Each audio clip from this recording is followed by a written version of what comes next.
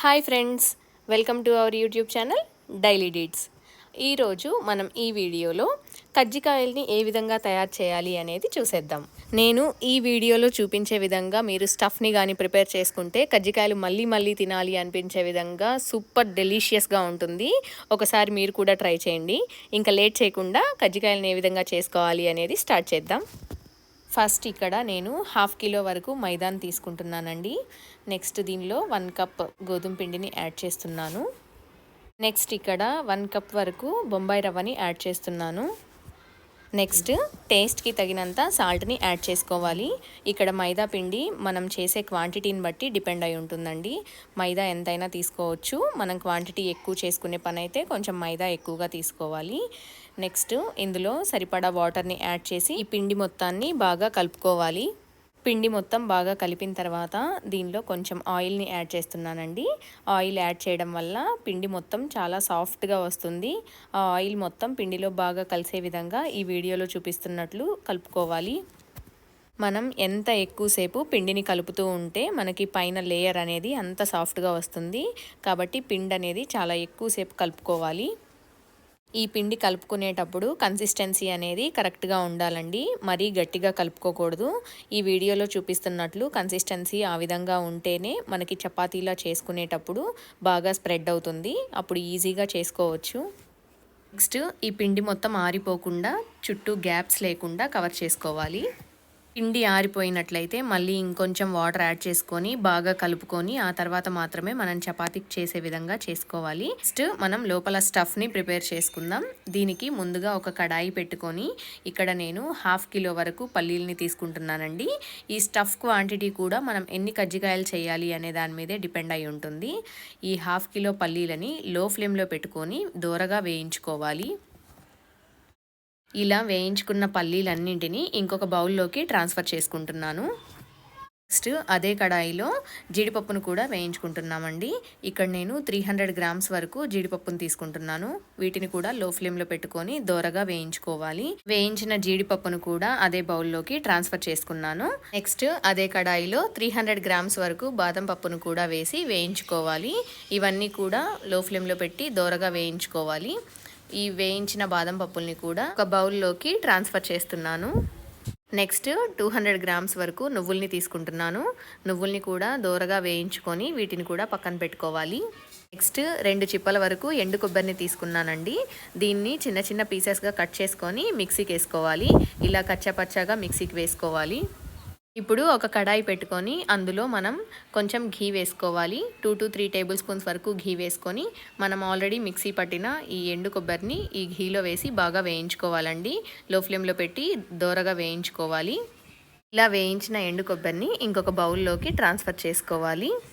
Next అదే ప్యాన్లో ఇంకొంచెం ఘీని యాడ్ చేసుకొని అందులో ఒక 1/2 కిలో వరకు బొంబాయి రవ్వని యాడ్ చేస్తున్నానండి. ఈ బొంబాయి రవ్వ కూడా దోరగా వేయించుకోవాలి. మనం ఆల్రెడీ కొబ్బరి తురుముని వేయించి పెట్టుకున్నాం కదా, అందులోనే ఈ వేయించిన బొంబాయి రవ్వను కూడా యాడ్ చేసుకోవాలి. ఆల్రెడీ వేయించి పెట్టిన నువ్వులు చల్లారిన తర్వాత ఒక మిక్సీ జార్లోకి ట్రాన్స్ఫర్ చేసుకోవాలి. ఇలా ట్రాన్స్ఫర్ చేసుకున్న నువ్వులను పలుకు పలుకుగా ఉండే విధంగా మిక్సీ పట్టుకోవాలి.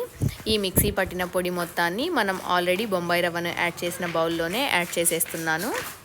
మనం వేయించి పెట్టుకున్న జీడిపప్పు, బాదం పప్పు అండ్ పల్లీలను కూడా బాగా ఆరబెట్టుకోవాలి. ఇవన్నీ చల్లారిన తర్వాత వీటిని ఒక మిక్సీ జార్లోకి ట్రాన్స్ఫర్ చేసుకుంటున్నాను.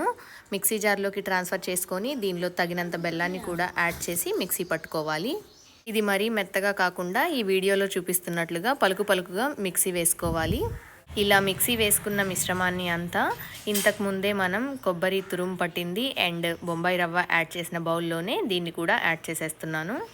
ఇదే విధంగా మిగిలిన వాటిని కూడా మిక్సీ పట్టుకొని సేమ్ బౌల్లో వేసేసి మొత్తాన్ని బాగా కలుపుకోవాలి. ఇలా కలుపుకున్న మిశ్రమంలో కొంచెం ఇలాచీ పౌడర్ని యాడ్ చేస్తున్నాను. ఈ ఇలాచీ పౌడర్ కూడా స్టఫ్ మొత్తంలో బాగా కలిసే విధంగా కలబెట్టుకోవాలి. నెక్స్ట్ మనం ఆల్రెడీ కలిపి పెట్టుకున్న మైదాని తీసుకోవాలి. అందులో కొంచెం పిండిని తీసుకొని ఈ వీడియోలో చూపిస్తున్న విధంగా రౌండ్గా చేసుకోవాలి. చిన్న చిన్న ఉండలుగా చేసుకున్న తర్వాత దాన్ని కొంచెం స్ప్రెడ్ చేసుకొని ఈ పిండిలో అటు ఇటు బోత్ సైడ్స్ డిప్ చేయాలి. ఇక్కడ నేను గోధుమ పిండిని తీసుకున్నానండి డిప్ చేయడానికి. ఇలా డిప్ చేసిన పిండిని తీసుకొని చపాతీలాగా చేసుకోవాలి. చపాతీ పీటకి బదులుగా మనం ఒక ప్లేట్ని రివర్స్ చేసి ఈ వీడియోలో చూపిస్తున్న విధంగా మనం చపాతీలని చేసుకోవచ్చు. ఎవరికైనా చపాతీ పీట అవైలబుల్గా లేకపోతే మీరు కూడా ఈ విధంగా ట్రై చేసుకోవచ్చు. ఇలా చేసిన చపాతీని కజ్జికాయల చెక్క మీద ఈ వీడియోలో చూపిస్తున్న విధంగా స్ప్రెడ్ చేసుకోవాలి. ఇలా స్ప్రెడ్ చేసుకున్న తర్వాత దీనిలో మనం ముందుగానే ప్రిపేర్ చేసి పెట్టుకున్న స్టఫ్ని యాడ్ చేసుకోవాలి. స్టఫ్ అనేది మరీ ఎక్కువగా పెట్టకూడదు, మరీ తక్కువగా పెట్టకూడదు. ఎగ్జాక్ట్గా మనం కజ్జికాయల చెక్కని క్లోజ్ చేస్తే మనకి ఎంత పిండి సరిపోతుందో అంత మాత్రమే పెట్టుకోవాలి. నెక్స్ట్ ఒక బౌల్లో వాటర్ తీసుకొని ఈ వీడియోలో చూపిస్తున్న విధంగా ఇలా ఎడ్జెస్లో వాటర్ మొత్తాన్ని స్ప్రెడ్ చేసుకోవాలి. ఇలా వాటర్ స్ప్రెడ్ చేయడం వల్ల మనం కజ్జికాయ చెక్కని క్లోజ్ చేసినప్పుడు 2 సైడ్లు విడిపోకుండా ఉంటుంది. ఇలా క్లోజ్ చేసిన తర్వాత ఎక్సెస్ వచ్చిన పిండి మొత్తాన్ని తీసేసేయాలి. ఇలా ఎక్సెస్ వచ్చిన పిండి మొత్తాన్ని తీసేసిన తర్వాత కజ్జికాయ చెక్క అనేది ఈ వీడియోలో చూపిస్తున్న విధంగా ఉంటుంది. నెక్స్ట్ ఈ కజ్జికాయ చెక్కల్ని ఓపెన్ చేసి ఇందులో బోత్ సైడ్స్ అటు ఇటు ఎడ్జెస్ని లూజ్ చేసుకొని తర్వాత ఈ కజ్జికాయని తీసి ఒక ప్లేట్లో పెట్టుకోవాలి. ఇందాక ఒక విషయం చెప్పడం మర్చిపోయాను. మనం ఇలా చపాతీలా చేసిన దాన్ని కజ్జికాయ చెక్కల మీద వేసే ముందుగా అటు ఇటు సైడ్స్ మనం గోధుమ పిండిని స్ప్రెడ్ చేసుకోవాలి. ఇప్పుడు ఆ చపాతీ అనేది కజ్జికాయ చెక్కలకి అంటుకోకుండా ఉంటుంది. మనకి తీసేటప్పుడు కూడా ఈజీగా వస్తుంది. ఇలా కజ్జికాయలన్నింటినీ ప్రిపేర్ చేసి పక్కన పెట్టుకోవాలి. స్టవ్ వెలిగించి ఒక కడాయి పెట్టుకొని అందులో డీప్ ఫ్రైకి సరిపడా ఆయిల్ని యాడ్ చేసుకోవాలి. ఆయిల్ హీట్ అయిందా లేదా అని తెలుసుకోవడానికి మనం ఇలా హ్యాండ్ పెట్టి చెక్ చేసుకొని వన్స్ ఆయిల్ హీట్ అయింది అనుకుంటే మనం ముందుగానే ప్రిపేర్ చేసుకున్న కజ్జికాయల్ని ఈ ఆయిల్లో వేసి డీప్ ఫ్రై చేసుకోవాలి. కజ్జికాయలు చేసేటప్పుడు స్టవ్ అనేది లో ఫ్లేమ్లో అడ్జస్ట్ చేసుకొని ఫ్రై చేసుకోవాలి. వన్స్ ఒక సైడ్ ఫ్రై అయిన తర్వాత ఇంకొక సైడ్ టర్న్ చేసుకోవాలి. ఇలా అటు ఇటు కలదిప్పుకుంటూ 2 సైడ్లు ఎర్రగా వేగిన తర్వాత వీటిని ఒక బౌల్లోకి తీసుకోవాలి. సరే కదా, కజ్జికాయలు ఎంత బాగున్నాయో, తినడానికి కూడా అంతే టేస్టీగా ఉన్నాయి. చాలా బాగున్నాయి. మీరు కూడా సేమ్ ఇదే ప్రాసెస్లో ట్రై చేసి మీకు టేస్ట్ ఏ విధంగా వచ్చింది అనేది నాకు కమెంట్ రూపంలో తెలియజేయండి. ఈ వీడియో కనుక మీకు నచ్చినట్లయితే లైక్ చేయండి. మీకు ఇన్ఫర్మేటివ్గా అనిపించినట్లయితే షేర్ చేయండి. ఫైనల్లీ సబ్స్క్రైబ్ చేయడం మర్చిపోకండి. Thank you.